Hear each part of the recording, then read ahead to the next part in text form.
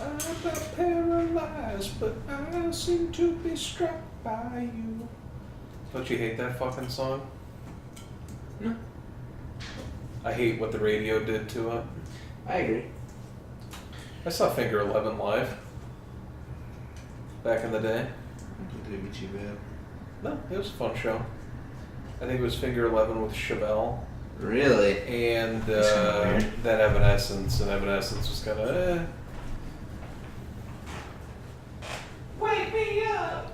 Wake me up inside! Wake up! Wake me up inside!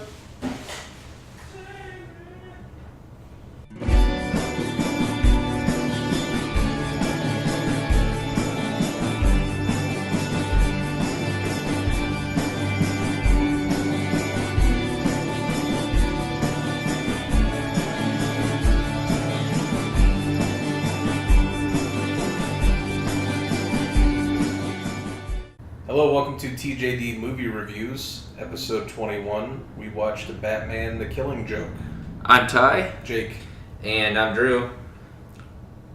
Yeah, this was Drew's pick this week. Mm-hmm. This film literally just came out on DVD, didn't it? It was released at like 1,500-ish theaters for a special event, I know that. And then it was also just released on DVD. It was like a one-night only event. Mm-hmm. And I was at the theater when the event was going on, but I wasn't there to see Batman, unfortunately. What were you watching? I was watching Star Trek Beyond.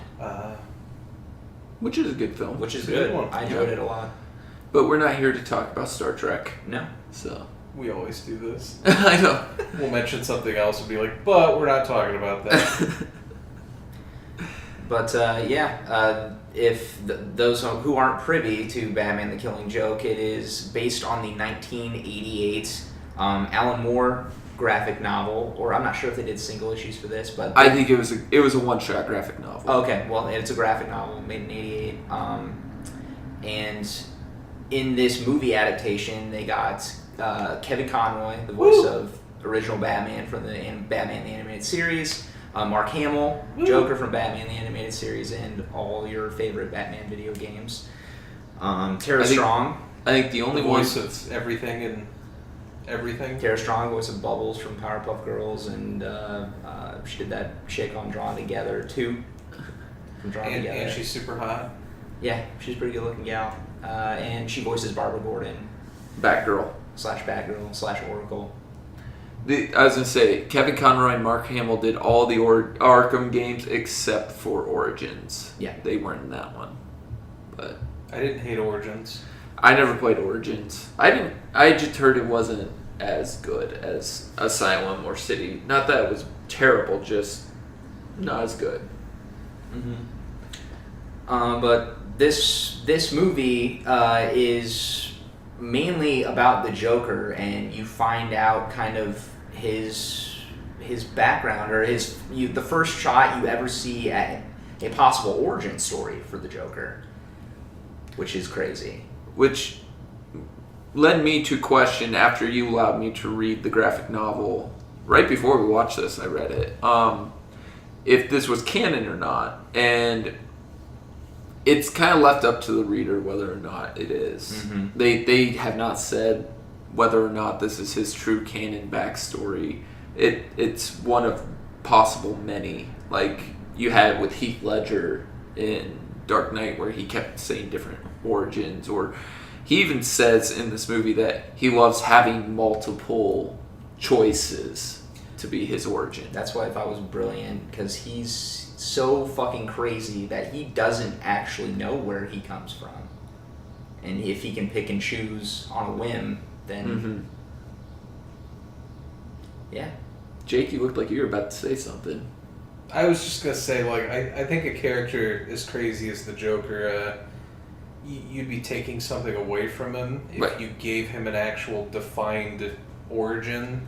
Like, I think it adds so much, or what happened to get him to that point, which is what, I don't know, like, I've always liked, brings up to, like, Bruce Wayne's attention, like, you and I aren't that different, and it fucking pisses Bruce off most of the time, because Bruce is like, yeah, I'm fucking crazy too, I just went in a different way with it, but you know Bruce's shit, So I don't know. I feel like knowing definitively what caused all that would somehow take something away from it. There's some sort of allure to the Joker character because you don't know anything about him. You don't know his name.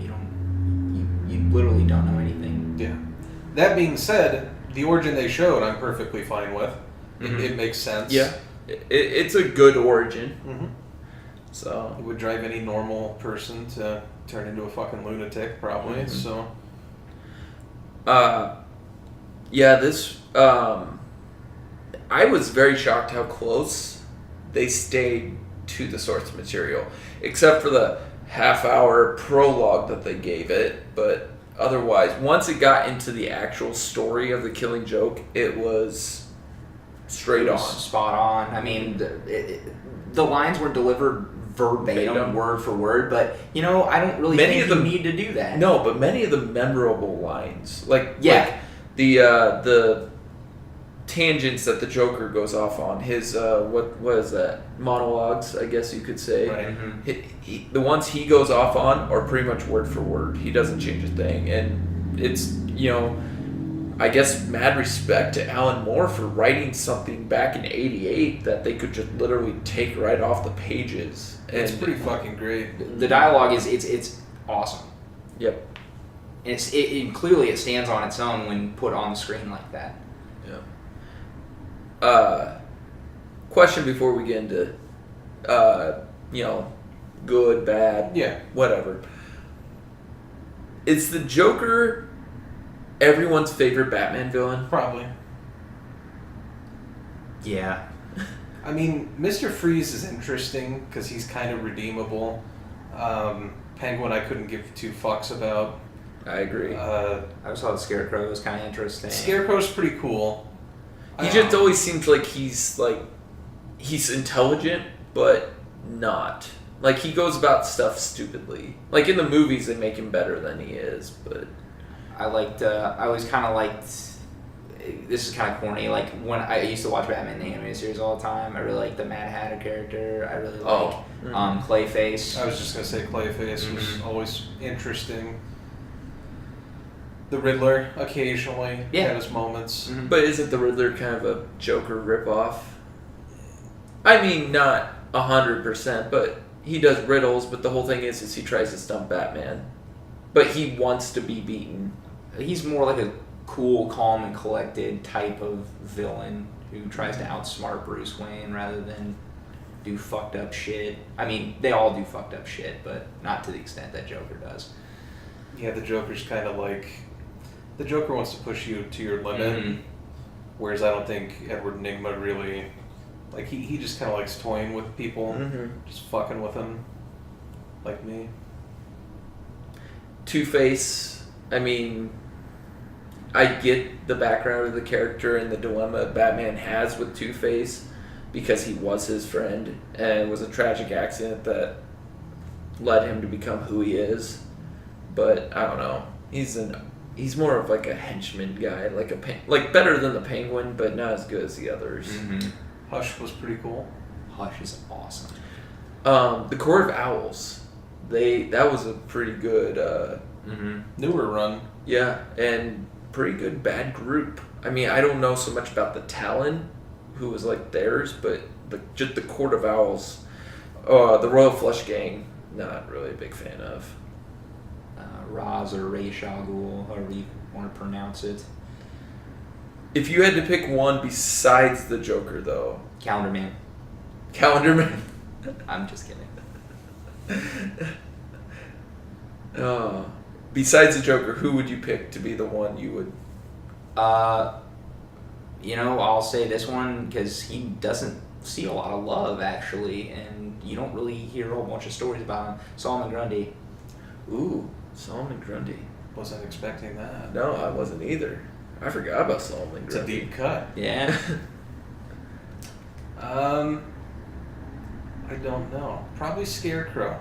Scarecrow's sweet. You get him somewhat in Batman Begins. Yeah. But... And a little bit in Dark Knight. But yeah, like the first 10 minutes. I really like the way they portrayed him in the games. Absolutely. Yes. Yeah. I haven't played Arkham Knight, but I in Arkham Asylum and City, he is a very big part. I would say for me, even though he isn't a villain, but he is a villain, I just like the complexity they have with each other, is the new Red Hood. Mm-hmm. I haven't read any. Yeah. I mean, he's now more of an anti-hero, but when he first came back, he was a villain. So, yeah. But I enjoy his what's the word I want to use? His battles, his inner struggle. Yes, there we go. That's what I wanted. His inner struggle and his relationship with the Red Hood, the new Red Hood. Yeah. You want to summarize a little more, or do we just want to go into? God, I don't know. I don't want to give a lot away because the graphic novel itself is fucking great. amazing. If you like Batman at all, it's a must read. Absolutely, if you're a fan of Batman at all, it's a must read. Okay, I'm gonna start with a con if you guys don't mind. Ooh.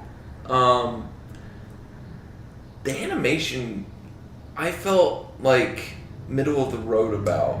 It had like the Batman animated series feel to it, but at the same time it didn't.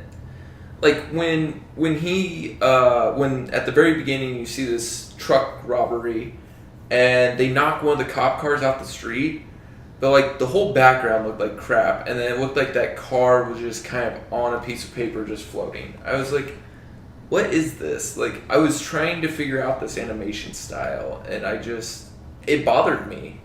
When I saw the original trailer, I thought that the animation looked a little bit weird. Not really because of that, but because almost as if they hadn't done enough frames. You know what I mean? Mm-hmm. So it seemed not as fluid of like movement.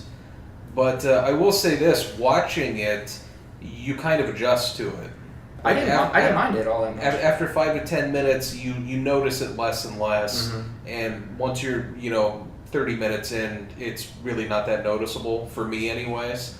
Well, like when Batgirl was running on that semi, I thought it looked like crap. Yeah, I really did. I was like, wow, I hope this gets better because I don't know, like I get the background stuff, like other stuff shouldn't be moving, but it felt like it like a stick figure, like you're flipping through the paper and just move, and it's like, what the hell? I will say that like some of the stuff like in the chase scenes at the beginning, it looked a little plain Jane. It didn't look as detailed probably as it could have been.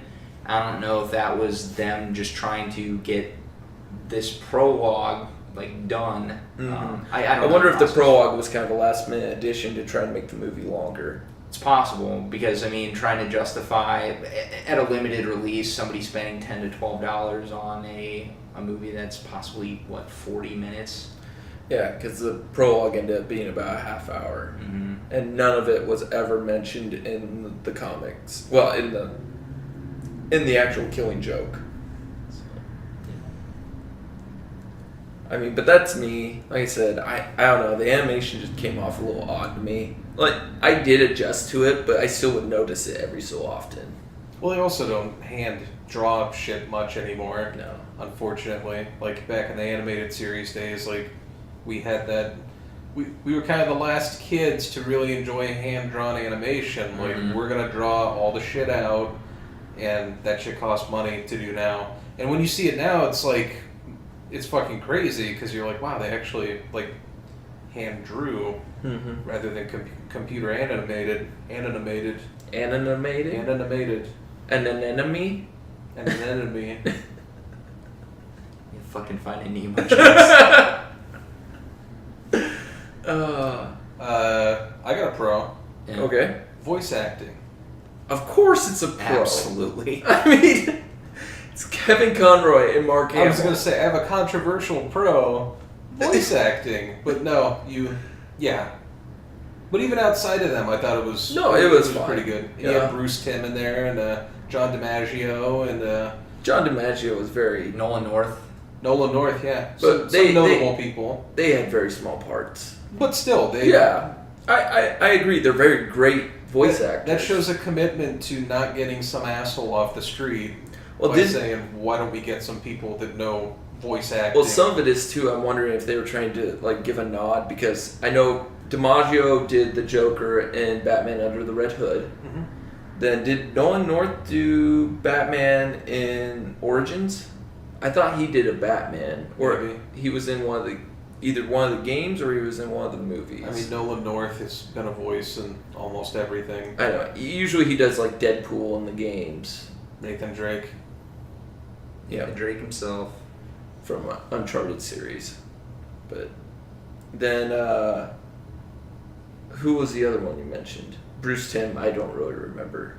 But he the one Bruce who did. Timm was the animator. Yeah, the animator on Batman the Animated Series. Oh, I thought you said you didn't remember who he was. I You were talking about his character? Yeah. Oh, yeah, he was like a patrolman. Mm. Yeah, he's just the voice of a patrolman. I think it was kind of more so like an Easter egg Yeah, kind like of a deal. cameo or something. Mm. Like Ron Jeremy being in Ghostbusters. I don't remember Ron Jeremy in Ghostbusters. It's literally a blink and you miss it scene. Okay, I must have blinked and missed it. It was when they were at the hotel and the whole street breaks up and they fall in. Then it cuts to the crowd and there he is standing right next to a police officer behind the barricade. Huh. Yeah. How fun. Mm-hmm. It was too fun. Too fun? Yep. I'll say a con. Roy? The development of Barbara Gordon. Yes. But I thought she was very developed. That was some Yes, of the issue. according to Jake. I'm pleased with myself. Within this prologue, this first 30 minutes of the film, they really do a heavy focus on Barbara Gordon as Batgirl, which is not in the graphic novel at all, and shows a relationship between her and Bruce, and how they fight crime together and argue and bicker about the job. Fight each other's genitals Yeah. with the other's genitals. Yeah, and they really do focus too much on her assets that she has. She's sexualized in this. She is very sexualized. And that's coming from dudes that aren't usually like, wow, they really sexualize this. Like, No. It was noticeable. Yeah, it was noticeable. You heard me. I was like, wow, they gave her some huge fucking tits in this movie. And there's a scene where she goes jogging and they focus in on her ass and then they focus in on her side, so all you see is her ass and her breasts. And it's like, really? Is this necessary? Was that 5 seconds of animation necessary? absolutely. And yeah, I would even say just the prologue in general. I mean, I get you have to set up a story and this dynamic between her and Batman, but that was never a focal point in the graphic novel at all. I could play devil's advocate here. Sure, Yeah. go for it. I forgot my whole argument.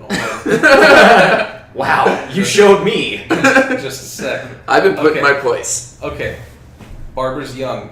Okay. Okay. Yeah. From the way that she's acting in the prologue, would you believe that she's kind of inexperienced with sex? Absolutely. Oh, yeah. Okay, so maybe they sexualized her to make it that much more tragic when she's eventually.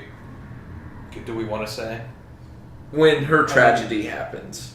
I wouldn't give it. I wouldn't give it away. You wouldn't Yeah, give we it can away. just say her tragedy. Because there are lots of people like yourself who have never read The Killing Joke. But I know who Barbara Gordon is. Yes, but you know, okay. there's Okay. just to the layman. We won't ruin it, but I'll say that maybe they played it up a little bit to be like, well, she's young, she's got her whole life ahead of her, all this stuff. So when it happens, it has that much more of an impact. Because I don't hate the first half hour. I know it doesn't have anything to do with the graphic novel, but it helped me better kind of understand Why Bruce does what he does. Well, it made it that much more impressive when Jim Gordon reacted the way that he did after all of that shit that went down, and that Batman reacted the way that he did as well. Like, I agree with you. See, I'm not saying I hate it. I I don't hate it either. It wasn't great. The like we said before we started this, I think the dialogue was a little weak. They kind of, and just the over sexualization of her was very prevalent. and you could have said, you also said it might have been rushed. Can you admit this though? If it was rushed, they did pretty good. Oh yeah. For a half-hour movie that they probably needed, it wasn't bad. It wasn't terrible. No, I've seen worse.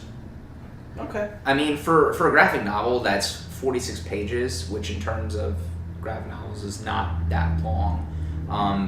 They seem to fit it into a reasonable amount of time and do it pretty damn well. The movie itself is 75 minutes. 30 of those minutes are the prologue, because we looked. And then the rest, except for maybe the last 3 minutes, are the actual Killing Joke. Yeah. But, yeah. So really, it does surprise me that they threw in a prologue.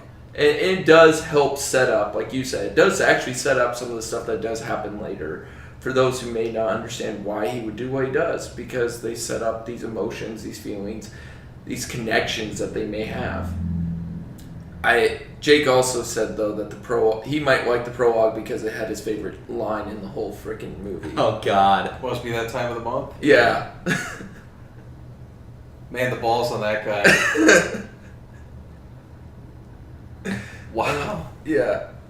That was it. I couldn't believe they put that in there. Yeah, she beat the shit out of that guy. Yeah, she did. And he kind of just laid there like, yeah, I deserve this. I deserve this. I got a pro.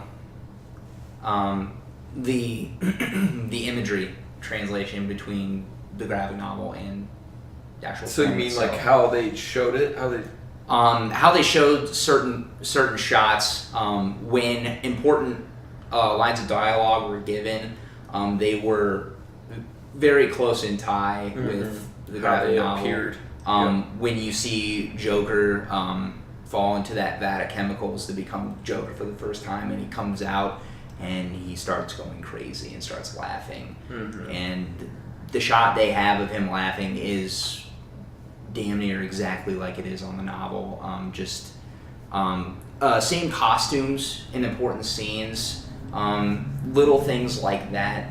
Not everything is set up like verbatim, like exactly in the graphic novel, but the most important things are there, and I think the fans will find that it's faithful in that aspect.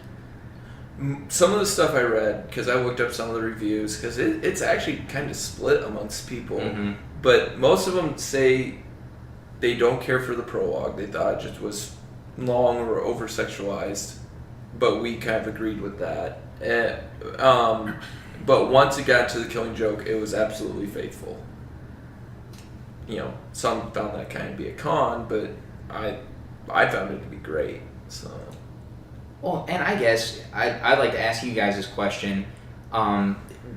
Would you hate the fact that something is faithful, like religiously, to it, or do you want to watch something with a little bit of surprise? Maybe you don't know exactly what's going to happen. I was just going to say that the reason it's mixed, like you couldn't do this and make everyone happy. No. It's either going to be too on the nose or you went too far from the source material. People are going to bitch regardless because that's what people do. They just like to fucking complain because we're horrible creatures. See, like here's a recent thing. I always get mad when the X-Men movies try to do the Phoenix Saga. It makes me upset because they try making it that it was one of Jean's powers, and it wasn't. It wasn't a power of hers. It was another entient being. Entient? Yeah. Sentient? Sentient? Whatever. I think I meant sentient, but whatever. Neve Campbell. Too fun. Anyways. Making words up. That's what we do on this podcast. Yeah. Webster's will acknowledge my word one day. Yeah. Anyways.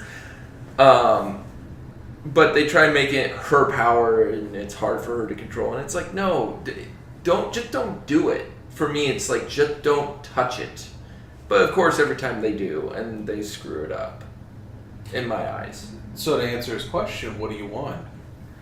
I want them to do it. I want them to take their time and actually set it up and do one. But it would have to take part in space. Do you want a faithful recreation? It doesn't have to be an exact recreation, but I want them to acknowledge it's not Jean that is like the Phoenix. Like, yes, she's the Phoenix, but it's not in her. It's something else that inhabits her. I want more of that than I want. it to be like this power that she can't control.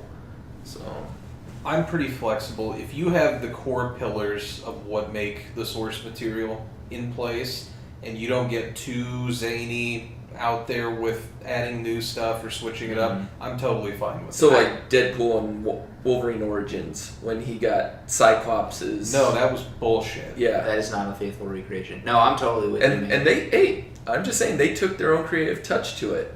That's way off the fucking rails, man. That's changing a character completely. Now, I'll give you an example here, at least from my perspective, in my opinion. The new Captain America: Civil War, and it's not a by the book adapted translation from the graphic novel at all in any sense of the word. But do I think that they captured the spirit of what that graphic novel was about? Yeah, I do. Yeah. Jake disagrees. We'll save that for a Civil War pod someday. When we review the movie. I don't know why we would. I mean, we might. Yeah. Maybe Nothing's off the table. Yeah. I say it captured the spirit. I didn't say it was... The spirit. I'll agree the spirit. That's fine. I'm tired of Bucky's bullshit. Get in the fucking refrigerator and shut the fuck up. I like how we're talking Marvel right now, and we've been mentioning Marvel with what's a DC movie. But that's because Marvel's been doing everything better than DC. It's true. I'll say it. I don't give a fuck what anybody says. That hurts. You know what, though? I do enjoy DC animation movies. I do too, man. Yeah, I think they've done their animation studio stuff a lot better than their screen stuff. I hold the Batman animated series very close to my heart. Yeah. That's like God tier, man. That's some awesome My shit. childhood. Same with the X-Men animated series. Mm-hmm. Except for kind of that last season. I'll give you That the last theme song. The rest of the show. I was like, once the credits were over, I was like, flip. Oh, God. Watch it Bozo the Clown instead. Come on, dude. Morph dies in the first episode. That shit is raw. That was gritty. I mean, jeez. Yeah? Yeah. Oh shit, we're moving now. Oh. I got another pro. Okay. I'd say it's either monologues, but it's also going to be writing, basically. Mm-hmm. One of them that really stood out to me was towards the end when Joker's talking about, I just had one bad day. It resonates, like, so well, and that's how you write a good villain. You make him relatable, where he's like, hey, this could happen to you, it happened to me, and he says it did happen to you. And he's like, I don't know, the details of what happened, but it happened. I can see it in your face. You had one fucking day, and this is the result. And it just, I don't know. I like that kind of rationale. You were right, it works. That's why I told you, dude. I told you dig this. Yeah. Because it has that tone. I do dig it. Like I do compare it, though, to The Dark Knight Rises. Or not The Dark Knight, right? The Dark Knight. Mm-hmm. Like, I think they kind of pulled from this comic when the Joker tried to turn Harvey Dent bad. When he's talking about chaos. Yeah. Mm-hmm. And he's like, it just takes one pillar to fall. And that's such a great fucking scene. Mm-hmm. And that's what he tries to do with Gordon. Well, is to try and make him collapse. And to capture the essence of that character, even all the way back from the 1980s, and translate it onto the big screen, it's cool to see that happen. I don't know. I think Cesar Romano did a good job in Batman. Like the OG Batman, Adam West Batman. I've never seen it. What? Yeah. Batman, it's so campy. And, I know. I think there's an episode where they run on a hamster wheel, God, like a it's giant amazing. hamster wheel. Really? I think so. It's so amazing. I love. So this is a show I would watch drunk and alone at 4 o'clock in the morning. And you would love every fucking. I bet second. I would. As I cry and wrap the noose around my neck. Wait, Poor little fella couldn't even get his dick out in time. I was gonna say, are you David Carradine yourself? You're trying to kill yourself or trying to thrill yourself?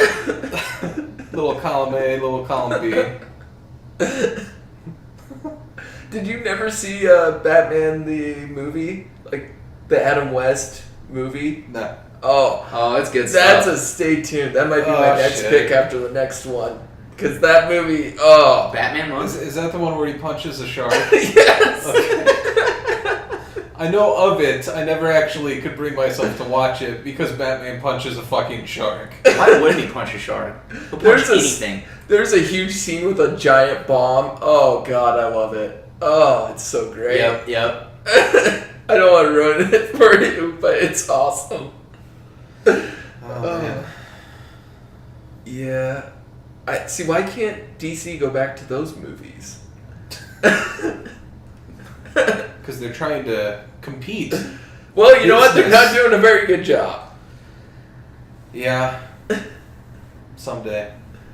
Blame Warner Brothers. Someday, somehow, they're gonna make it all right, but not right now. Jesus. I do like the fact that out of all of DC's properties, that Batman has gotten like almost the most love and the best films and work. I think out of everything. Thank Christopher Nolan for resurrecting that. Yeah. Tim Burton did a great job with his Yeah, but his as well. Schulmaker. Joel Schumacher. Yeah, we making up Schumacher. names? Yeah. I think I was thinking Joel Silver, and I said Schulmacher. Yeah, either way. Yeah. Ben Roethlisberger. Yeah. No, Shoemaker fucked everything up. Yeah, I felt bad for Val Kilmer. Although, as a kid, for whatever reason, I enjoyed the shit out of Batman and Robin. I think it's because you're a kid and you're stupid. I hated that film. I was a kid. I was even reading the comics, and I'm like, this has nothing to do with anything I've ever read about Batman, but it's... See, I enjoyed Batman Forever, but I hated Batman and Robin. Oh, come on. You didn't like Schwarzenegger? Everybody, chill. Oh, cheese. Yeah. Chill. Cheese. Yeah, everybody cheese. Everybody cheese. Gosh, Arnold, that's not the right line. Up and at them. I'll be back. Oh my god. Is that the one where they show the credit card, the expiration date says It's forever? Forever, Yeah. Or is that Batman Forever that he says that? No, it's No, gotta be it's Batman and Robin. Yeah. Yeah, because it's George Clooney. Yeah, his terrible I Batman. don't like a Batman suit with some nipples on When it. he's trying to They buy... actually were on the Batman Forever suit, but the suit was designed differently that you could barely see them.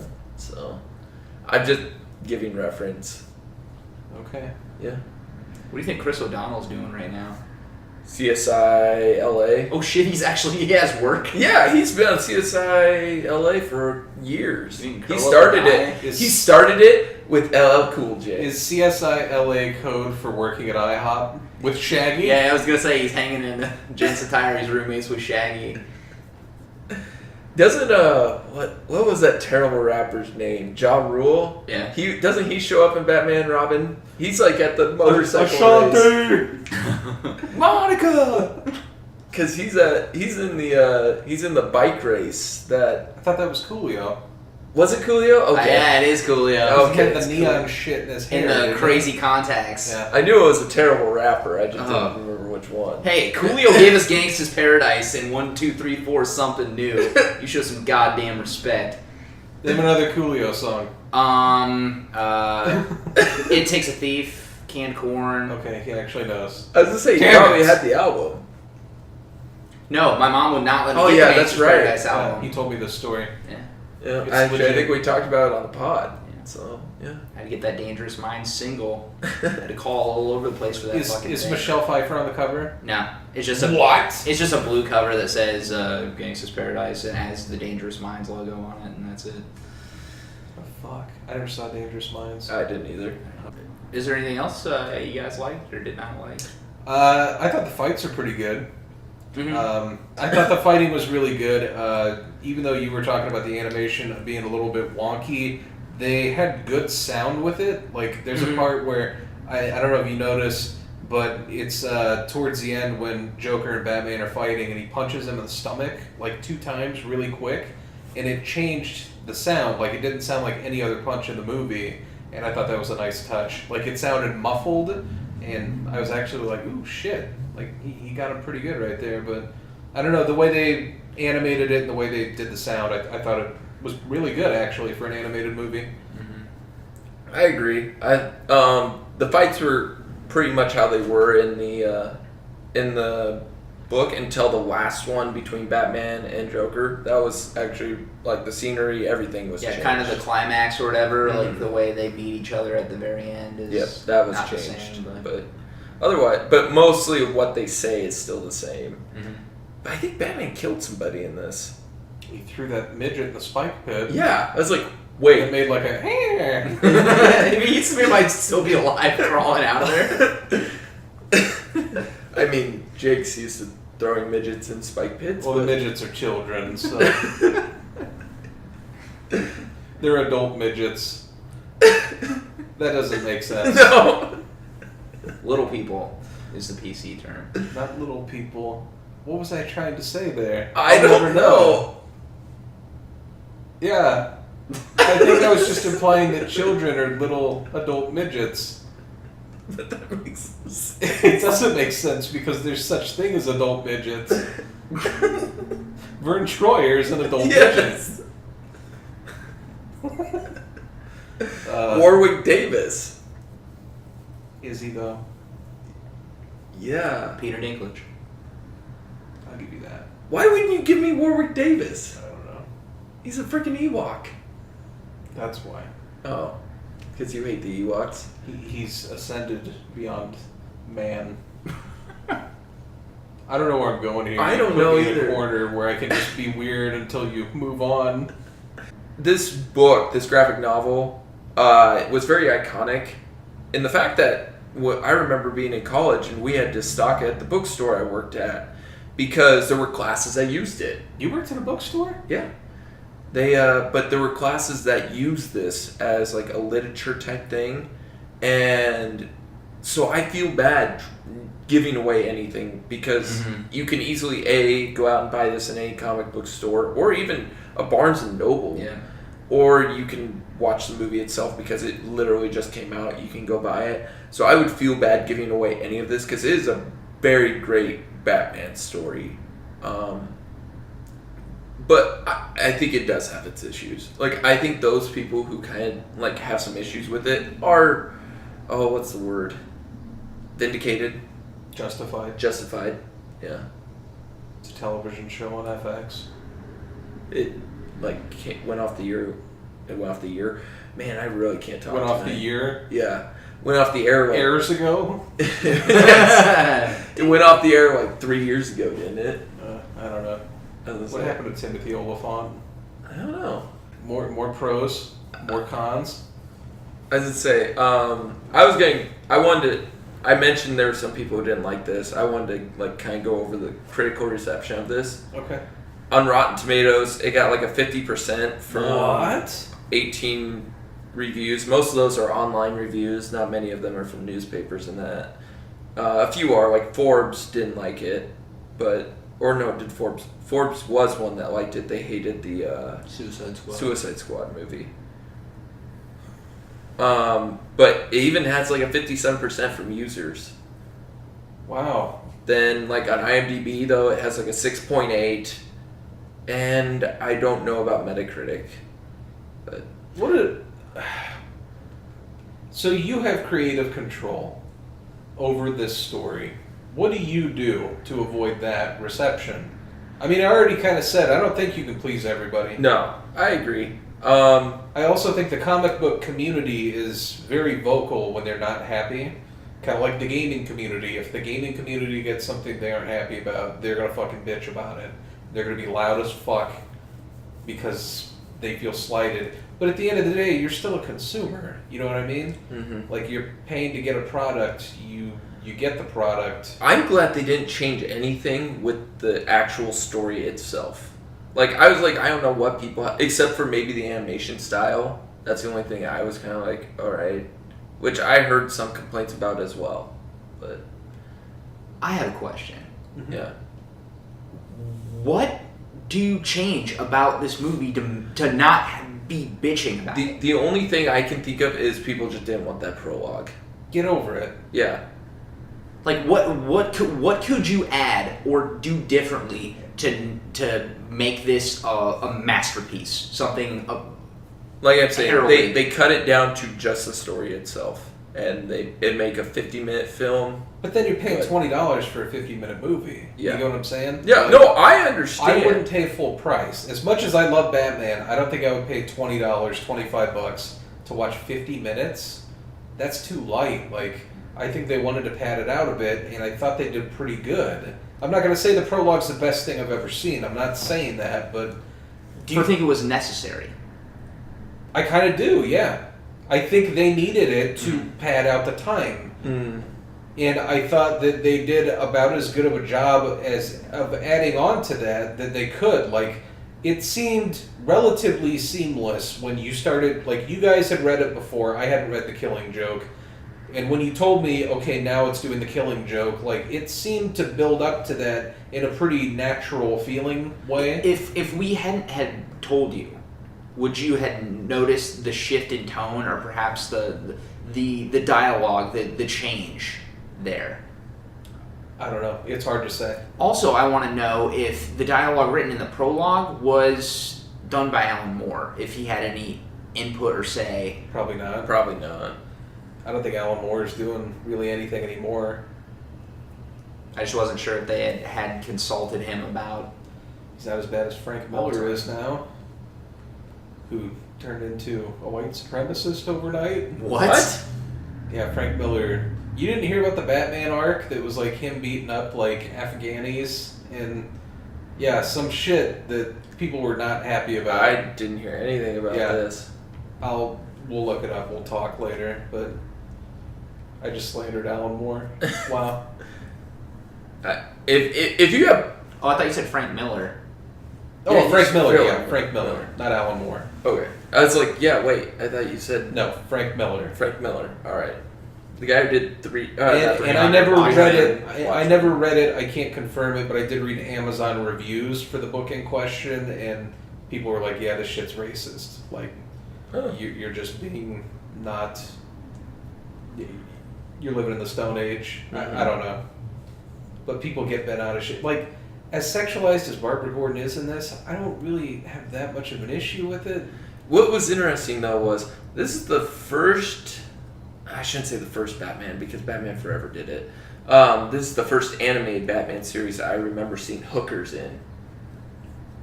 Yeah, there were prostitutes in this movie. Because remember, he made one dude dress up as Batgirl. So yeah, that's pretty. Holy sh! I just now put that together when you said that. That dude was fucked up. Yeah, that dude was fucked. This new bad guy totally never was in any comics that I remember. Totally made up for this film. But he was kind of creepy. He was like a Joker light. A Joker without... Well, that's what I was wondering. I'm like, is this the origin story? Yeah, like, which would have been crappy. Well, I would have been upset had they done that, but... No, but it's like they set up a totally different Joker, but for Barbara. Like, he was pretty intelligent. Yeah, he was. Like I'm saying, he was like Joker light. But yeah, he had no care about anybody else but himself, and yeah. Kind of just wanted to make things burn. But yeah, this guy was just set up for the prologue only and for Barbara. I did like when Batman talked about the Abyss though with Barbara. I looked into the Abyss. Yeah, that was... Let me get that puss. Because that was the first time in the prologue I was like, okay, this is matching the tone of what The Killing Joke was. Pro or con that they fuck? Oh, we're going that way? That was crazy. That was crazy. Because we've all established it was fucking crazy. Yeah. How do you feel about it? Because... I mean, I think it was always, like, hinted at in the comics that, like, they had some sort of relationship. I agree.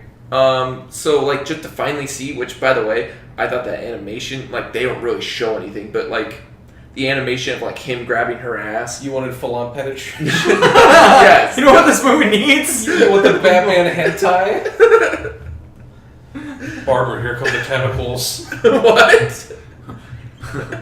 Say my name! I'm using my sonar to find you. I'm not Batman at all. I've been a squid the whole time.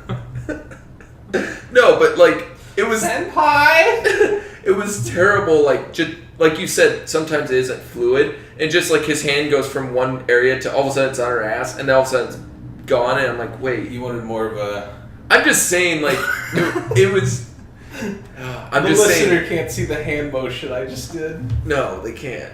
But it just was terrible animation. Like, I could definitely tell they didn't spend a lot of time on this scene. It was also like a fraction of a second. Yeah, I know. But I'm just saying. Literally a fraction of a second, Ty.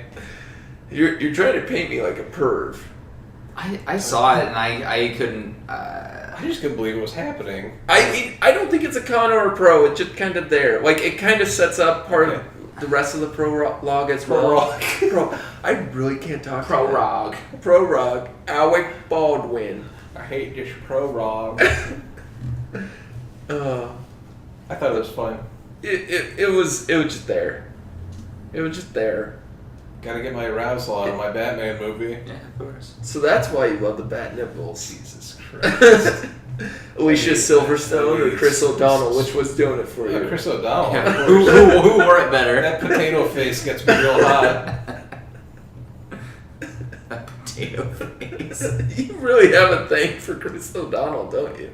Not really. I meant like a hatred. I just think he has a potato face. His favorite movie's Hairspray. Ooh. Chris O'Donnell's favorite movie's Hairspray? Your favorite movie's Hairspray.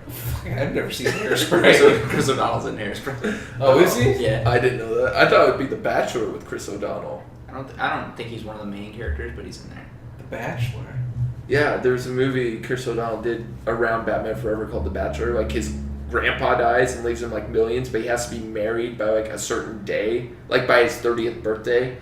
And he wants to marry Renee Zellweger, but she's mad at him, and it's really dumb. And then he realizes you don't want to marry Renee Zellweger. Hey, Kenny Chesney figured that out too. Really? Yeah, they were married for about 3 months. Really? Yeah. Huh. Oh, maybe he wasn't in Hairspray. Maybe I'm thinking of fucking like Zac Efron or some bullshit. Zac Efron was in Hairspray, so with John Travolta. Okay, I feel like a moron. Sorry, that is not the case. I am incorrect. It's okay. I forgive you for not brushing up on your Hairspray knowledge. Or your Chris O'Donnell knowledge. Yeah. Okay, so it's not a pro or a con? Wait, did I say CSI LA earlier? Yeah. I meant NCIS LA. It's the same fucking thing. Yeah, It's it really pretty the much same is. show. Yeah, I'm correcting myself later. I In saw the Ted episode. Danson on one of those the other day. He was like, on. what the He took fuck? over for CSI. Yeah. And then he did CSI Cyber, which did like 10 episodes and then got canned. I was like, Ted Danson's alive. Because him and Patricia Arquette were on CSI Cyber. Ooh. God, the premise is just all the same. Somebody got raped and we found the semen under the stove. Why would you find it under the stove? Because that's his calling card. Oh. Jake's? The semen bandit is struck again. That's a Dave Chappelle. That's a Dave Chappelle. Are you okay, Jake? I don't know what to say to that. You still managed to surprise me. Semen under the stove. I don't have an explanation. It was a Joker who did it. You don't know. Right. Some crazy guy. After a hot pocket, which isn't made on a stove anyway. Yeah. Why did you put a hot pocket in quotations? You know. No, that's why I'm asking. I don't know. Oh, all right. You know what? We're gonna have to edit this. I'm gonna call this one. We're way off track. Quick thing though.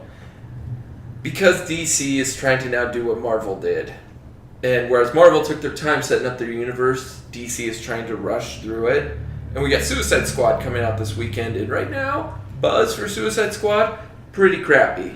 I think it was a 31% Rotten Tomatoes last time I checked.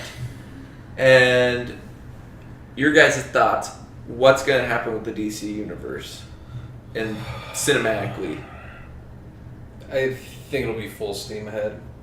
Regardless. I think they might, yeah. I think there's too much money in it right now. And to cancel anything, you know, they might move shit around. They might be like, you're not the right director for this. They might bring other people in. I think that's been their biggest issue. Except for Nolan, they've done crappy with directors. Well, it's funny.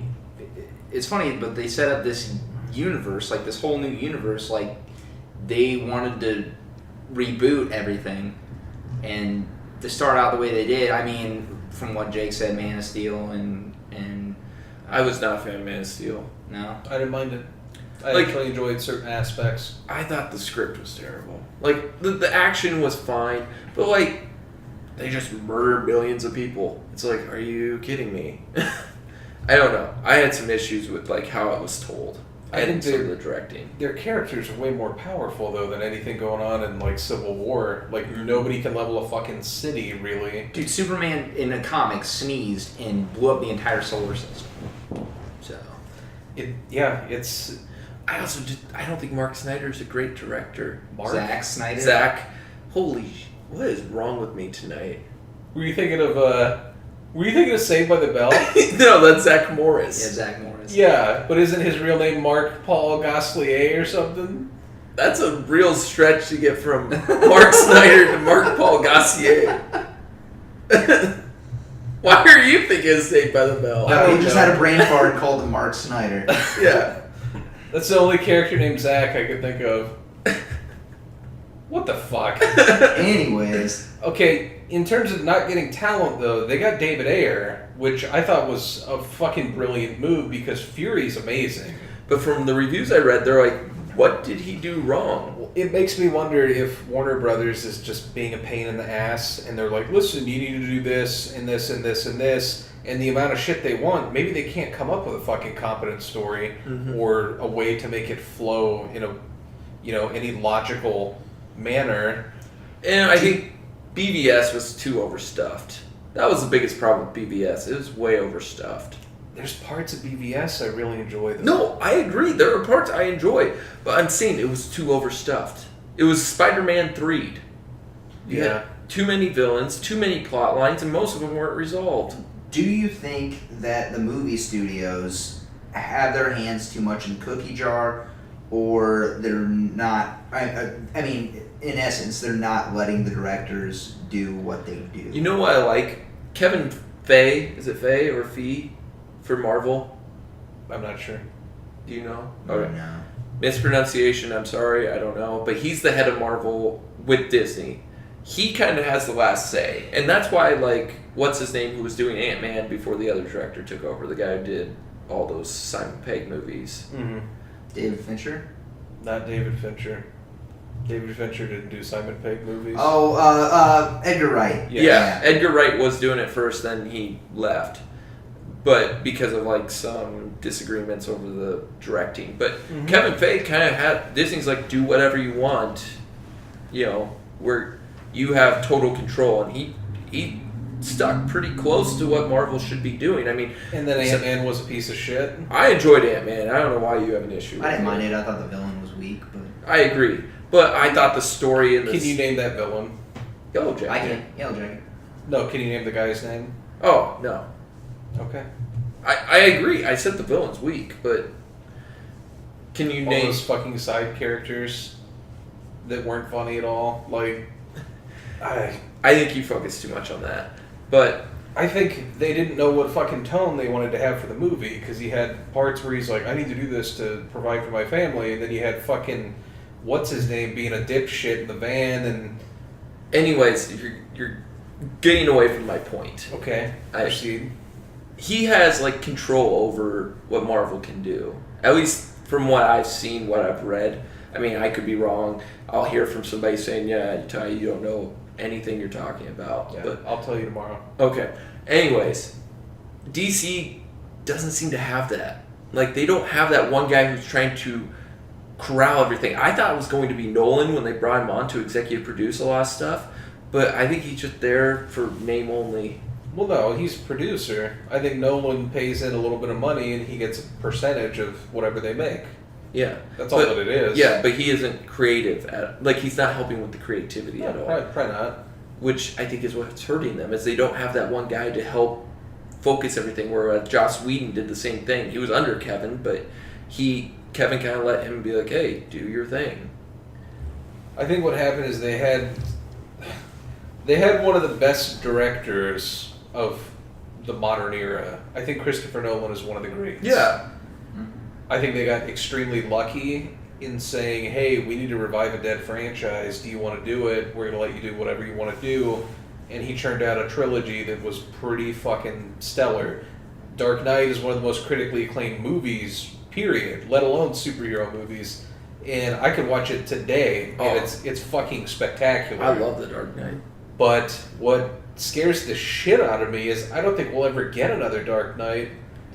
I don't think there's anybody that could replicate that. I think it was just, it came and it was gone. Do you think that'll be the best Batman piece of work we'll ever get? It might. I'm interested to see what Ben Affleck can do directing an actual Batman film. I'm not saying he's on the level of Nolan, but Ben Affleck directed some very good movies. Him with a solo Batman movie, I'm intrigued. Mm-hmm. I will watch it, and I think he could do very well. And I've talked with some people, I think the person people worried about the most for BVS was Ben Affleck being Batman. I was worried about Jesse Eisenberg. I was a little worried about him when the previews came out, when the casting was called, and Jesse Eisenberg, I was like, I could see it. But Red capes are coming. In the movie, he was the worst part. But Ben Affleck was actually the strongest part of that film. And Henry Cavill, however you pronounce it, Cavill, was just there. He's like John. Like that guy. He's like John Cena in the WWE. It's like they're trying to make him this big thing, and it's just like, I don't care. They haven't given him anything to do. Exactly. I noticed that the other day watching BVS. Like, you have your Affleck moments where he gets to fucking shine. Like, there's a couple parts in BVS where Ben Affleck looks fucking pissed because he's just that good of an actor that he, with a single grimace, you're like, that dude means some business. But Henry Cavill, you get basically one scene, that confrontation in the alley where he's like, hey, the signal goes up, you don't go anywhere. The bat's dead, bury it, whatever. Other than that, he didn't do shit in that movie. But you know why? Superman sucks. It's kind of the same in Man of Steel. I thought they gave him more in Man of Steel, though.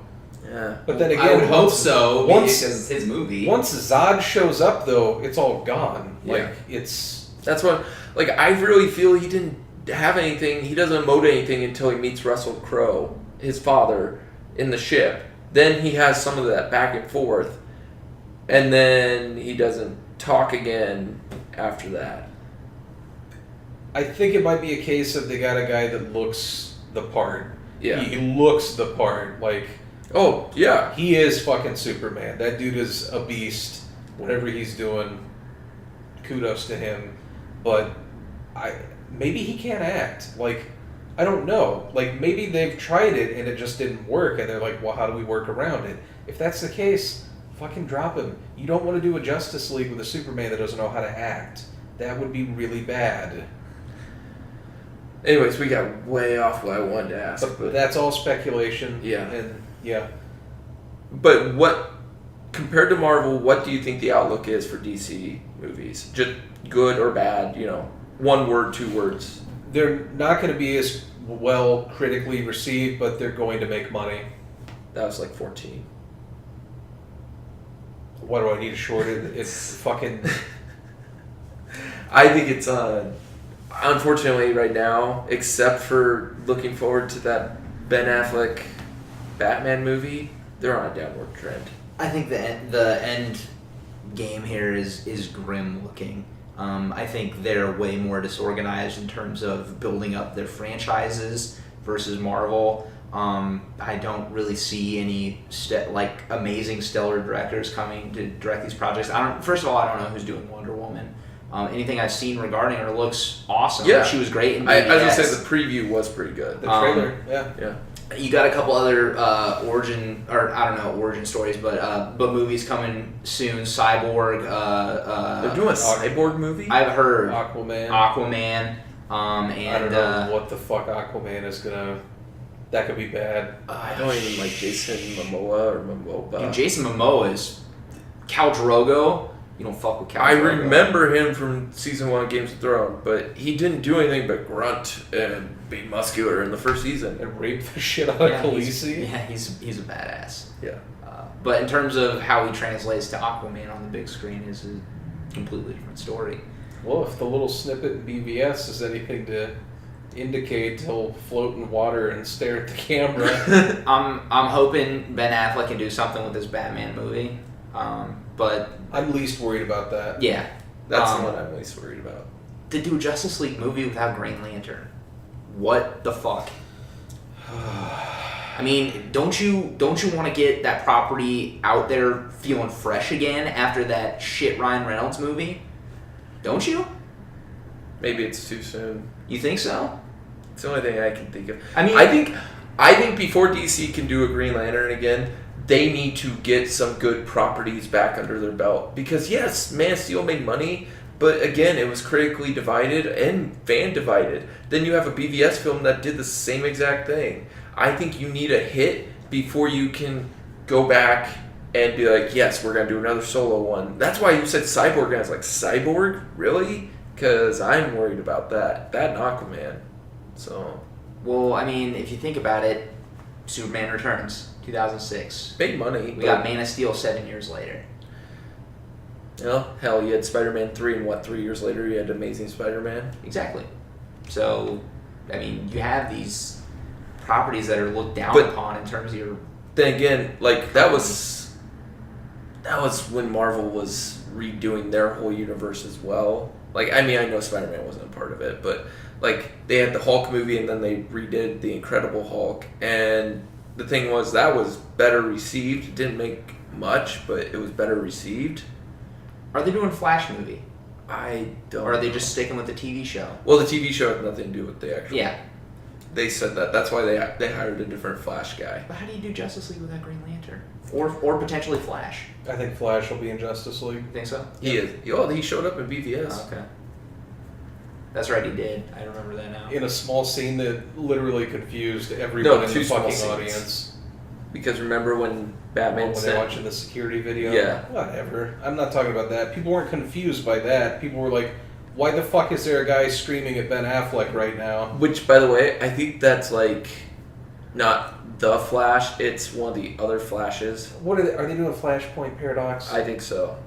Jesus Christ. And with this Justice League movie, are they going to fight Legion of Doom? But And if so, who's on Legion of Doom? man, this conversation went really nerdy. It's all DC. It's all DC shit, man. I was just gonna say, I feel like we didn't talk about Killing Joke hardly at all. It's essentially a 40-minute movie minus the prologue. Mhm. It's. And Do we and want like to give a rating before we go any further? Sure. Like, sure, and then let's give a rating. I've said my good, my cons. You can listen to those. I'm just going 6.5.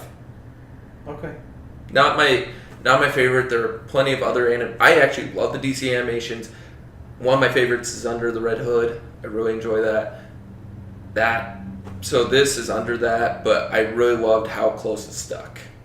So For me, I'm going to give it an 8, actually. Wow. I enjoyed it quite a bit. I liked the tone. Tone's hard to get down, but I could feel the Alan Moore-ish coming through. I like the bleak conversations, the mental struggles everybody was having. It's dark. I'll give them props for that. It was dark. But I do think it's one of the more enjoyable animated movies in the scope of the Batman animated stuff. I'll probably pick it up. But yeah, I enjoyed it quite a bit. I give it an 8. I loved this. To read Alan Moore's graphic novel and watch it come to life through animation now it's made me feel complete now that I've seen it. Just this faithful recreation of this 1988 graphic novel is awesome. The dialogue, the voice acting is fantastic. I mean, you can't really ask for much more with God damn it, I can't think of his name. Kevin Conroy. Kevin Conroy and Mark Hamill. And Mark Hamill. You can't go wrong there. No. The shots that are set up just like the graphic novel that we said, it's just amazing. And even with the prologue that is one of the weaker points of the movie, I feel that this shines through. The just Alan Moore's dialogue delivered by Mark Hamill and Kevin Conroy is nothing short of spectacular. That being said, I give it an 8.5. Wow, I went way under you guys, but I don't know. I just fell 6.5. Like, I ain't saying it's bad. It's above average, but I feel like I enjoyed reading it more than I did watching it, even though when I read it, I had Kevin Conroy and Mark Hamill's voice in my head, imagining them in my head. It was great hearing them actually say the lines. That was the strongest part to me. But I don't know. It was one of the things I think I enjoyed reading it more than I did watching it. But it's still, it's so close. You could just watch this and feel you read the book. You really could. Yeah. I hold the graphic novel in such high regard, and for them to do this great of a job on it is satisfying for Batman fans. So if you are a Batman fan, do we form a consensus that this is definitely one that you should probably see? Mm-hmm. Absolutely. Yep, I agree. You should watch this, yeah. All right, well, I think that'll do it this week for The Killing Joke. So next week is my pick, and I'm going to be doing a lesser-known movie called Carriers, starring Chris Pine. Yeah, it was a recommendation. I'm deciding to do one. Not sure if we've done a recommendation up to this point. I don't know if we've had any. Event Horizon was kind of a recommendation. Kind of, yeah. All right. But, yeah, so that'll be mine next week. But for everyone here at TJD, like and subscribe. We did talk about video games, so Drew, I'll let you pitch yours. I do a podcast called the Friendly Fire Gaming Podcast. Link in the description. Check it out. All right. Any last words, guys? It's safe to buy this movie. It is. Go ahead. Yeah. Safe to buy the graphic novel, too. Yep. Either way, depending on your medium. And if you guys don't know, we're all the way up except for this episode and the one before it, Green Room. They're all on iTunes now. So feel free to download those on your local iTunes or any podcast apps that you have. All right, that'll be it for this week. I'm Ty. Jake. And I'm Drew. Bye.